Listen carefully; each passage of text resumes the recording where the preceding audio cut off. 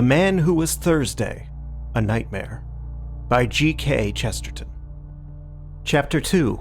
The Secret of Gabriel Wyse.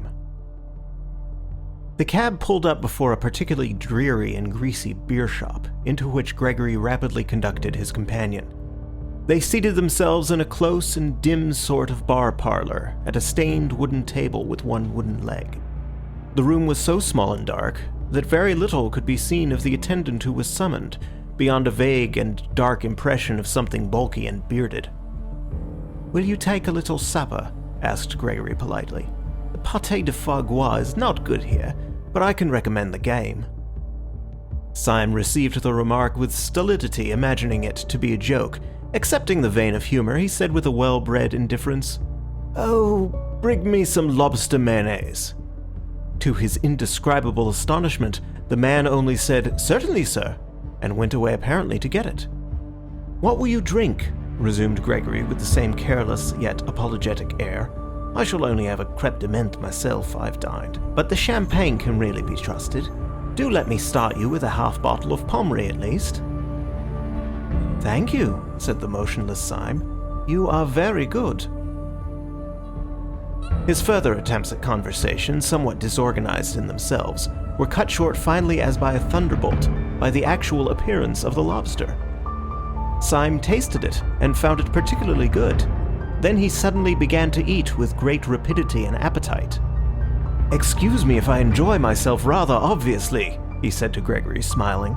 "I don't often have the luck to have a dream like this. It is new to me for a nightmare to lead to a lobster. It is commonly the other way." "You are not asleep, I assure you," said Gregory. "You are, on the contrary, close to the most actual and rousing moment of your existence. Ah, here comes your champagne.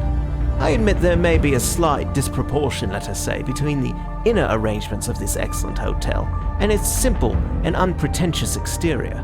But that is all our modesty. We are the most modest men that ever lived on earth."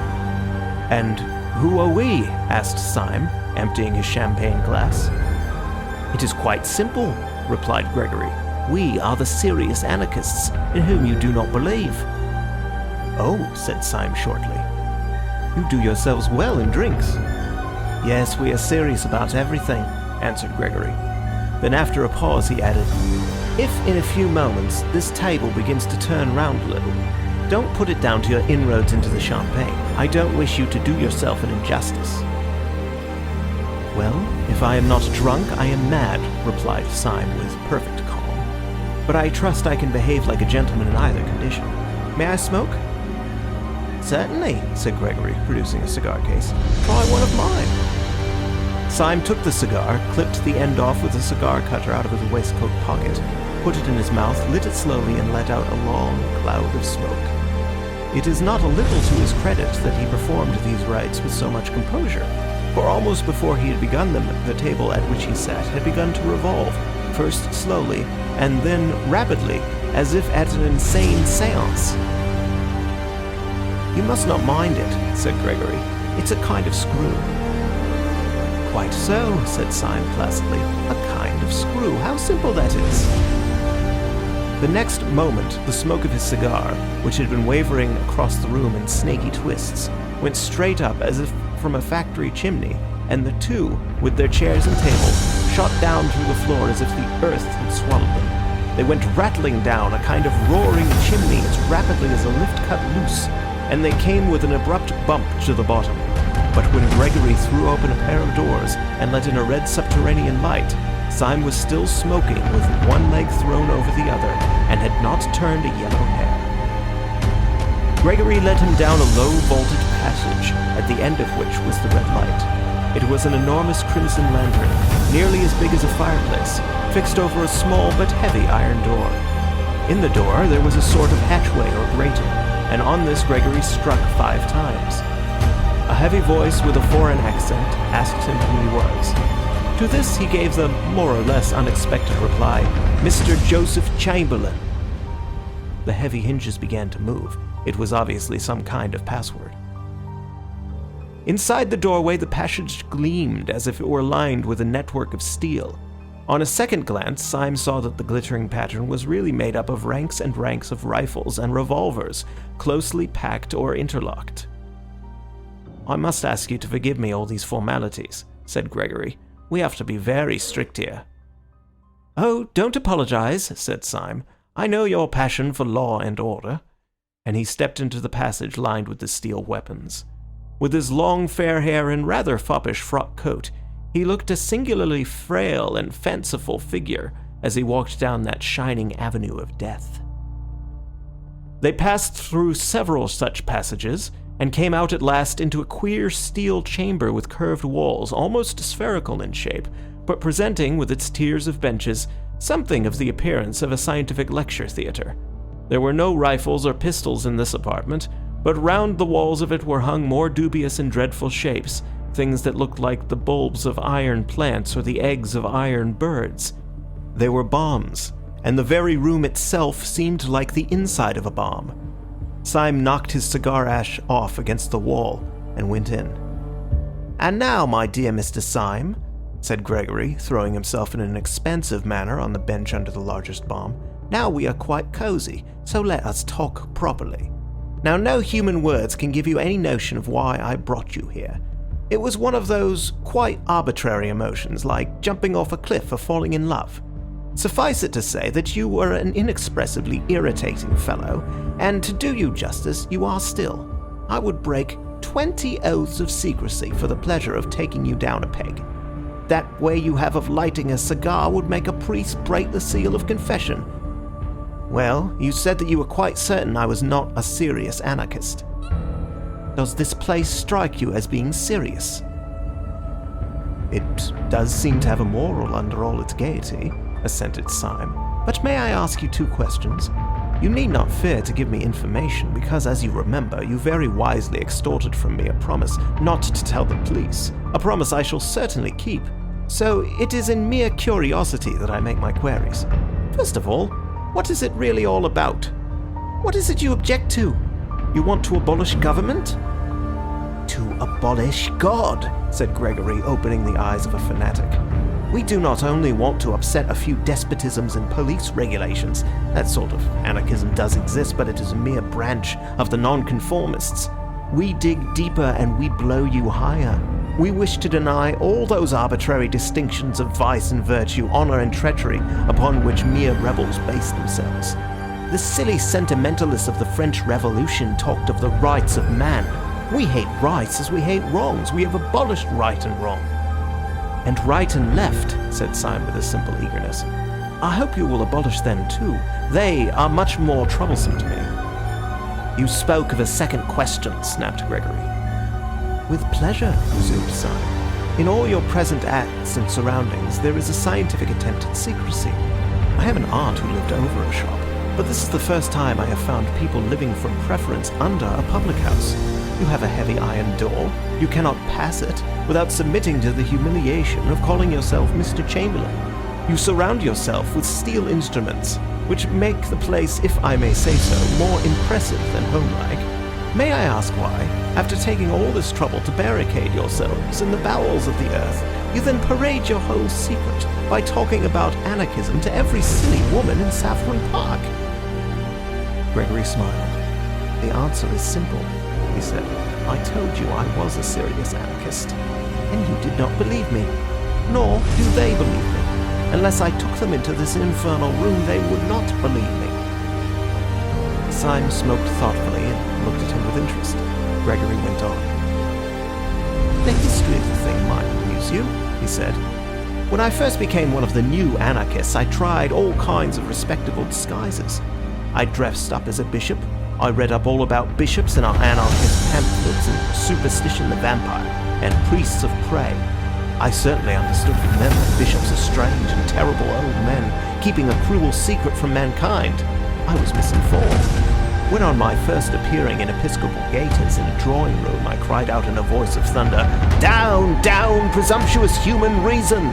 They found out in some way that I was not a bishop at all. I was nabbed at once. Then I made up as a millionaire. But I defended capital with so much intelligence that a fool could see that I was quite poor. Then I tried being a major. Now, I am a humanitarian myself, but I have, I hope, enough intellectual breadth to understand the position of those who, like Nietzsche, admire violence, the proud, mad war of nature and all that, you know. I threw myself into the Major. I drew my sword and waved it constantly. I called out blood abstractedly, like a man calling for wine. I often said, "Let the weak perish. It is the law." Well, it seems majors don't do this. I was nabbed again. At last I went in despair to the president of the Central Anarchist Council, who is the greatest man in Europe. "What is his name?" asked Syme. "You would not know it," answered Gregory. "That is his greatness. Caesar and Napoleon put all their genius into being heard of, and they were heard of. He puts all his genius into not being heard of, and he is not heard of. But you cannot be for 5 minutes in the room with him without feeling that Caesar and Napoleon would have been children in his hands." He was silent and even pale for a moment, and then resumed, "But whenever he gives advice, it is always something as startling as an epigram, and yet as practical as the Bank of England. I said to him, 'What disguise will hide me from the world? What can I find more respectable than bishops and majors?' He looked at me with his large but indecipherable face. 'You want a safe disguise, do you? You want a dress which will guarantee you harmless, a dress in which no one would ever look for a bomb?' I nodded. He suddenly lifted his lion's voice. 'Why then dress up as an anarchist, you fool!' he roared so that the room shook. 'Nobody will ever expect you to do anything dangerous then!' And he turned his broad back on me without another word. I took his advice, and I have never regretted it. I preached blood and murder to those women day and night, and by God they would let me wheel their perambulators." Syme sat watching him with some respect in his large blue eyes. "You took me in," he said. "It really is a smart dodge." Then after a pause he added, "What do you call this tremendous president of yours?" "We generally call him Sunday," replied Gregory with simplicity. "You see, there are 7 members of the Central Anarchist Council, and they are named after days of the week. He is called Sunday by some of his admirers, Bloody Sunday. It is curious you should mention the matter, because the very night you have dropped in, if I may so express it, is the night on which our London branch, which assembles in this room, has to elect its own deputy to fill a vacancy in the council. The gentleman who has for some time past played with propriety and general applause, the difficult part of Thursday, has died quite suddenly. Consequently, we have called a meeting this very evening to elect a successor." He got to his feet and strolled across the room with a sort of smiling embarrassment. "I feel somehow as if you were my mother, Syme," he continued casually. "I feel that I can confide anything to you, as you have promised to tell nobody. In fact, I will confide to you something that I would not say in so many words to the anarchist who will be coming to this room in about 10 minutes. We shall, of course, go through a form of election, but I don't mind telling you that it is practically certain what the result will be." He looked down for a moment modestly. "It is almost a settled thing that I am to be Thursday." "My dear fellow," said Syme heartily, "I congratulate you. A great career." Gregory smiled in deprecation and walked across the room, talking rapidly.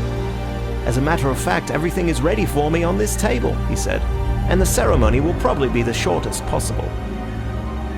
Syme also strolled across to the table and found lying across it a walking stick, which turned out, on examination, to be a sword stick, a large Colt's revolver, a sandwich case, and a formidable flask of brandy. Over the chair, beside the table, was thrown a heavy-looking cape or cloak. "I have only to get the form of election finished," continued Gregory with animation. "Then I snatch up this cloak and stick, stuff these other things into my pocket, step out of a door in this cavern, which opens on the river, where there is a steam tug already waiting for me, and then, oh, the wild joy of being Thursday!" And he clasped his hands. Syme, who had sat down once more with his usual insolent languor, got to his feet with an unusual air of hesitation. "Why is it," he asked vaguely, "that I think you are quite a decent fellow? Why do I positively like you, Gregory?" He paused a moment and then added with a sort of fresh curiosity, Is it because you're such an ass? There was a thoughtful silence again, and then he cried out, "Well, damn it all! This is the funniest situation I've ever been in my life, and I'm going to act accordingly. Gregory, I gave you a promise before I came into this place. That promise I would keep under red-hot pincers. Would you give me, for my own safety, a little promise of the same kind?" "A promise?"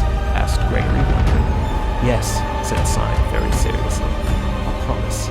I swore before God that I would not tell your secret to the police. Will you swear by humanity or whatever beastly thing you believe in that you will not tell my secret to the anarchists?" "Your secret?" asked the staring Gregory. "Have you got a secret?" "Yes," said Syme. "I have a secret." Then after a pause, "Will you swear?" Gregory glared at him gravely for a few moments, then said abruptly, "You must have bewitched me, but I feel a furious curiosity about you.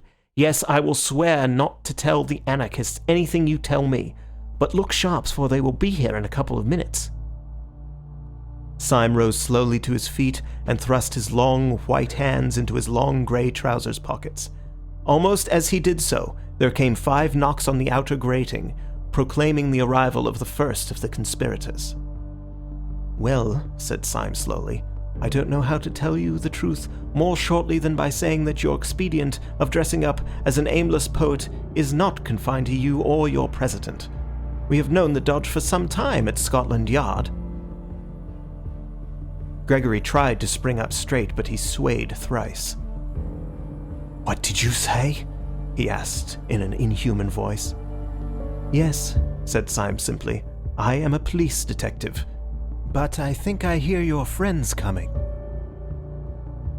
From the doorway there came a murmur of, "Mr. Joseph Chamberlain." It was repeated twice and thrice, and then 30 times, and the crowd of Joseph Chamberlains, a solemn thought, could be heard trampling down the corridor. End of chapter 2.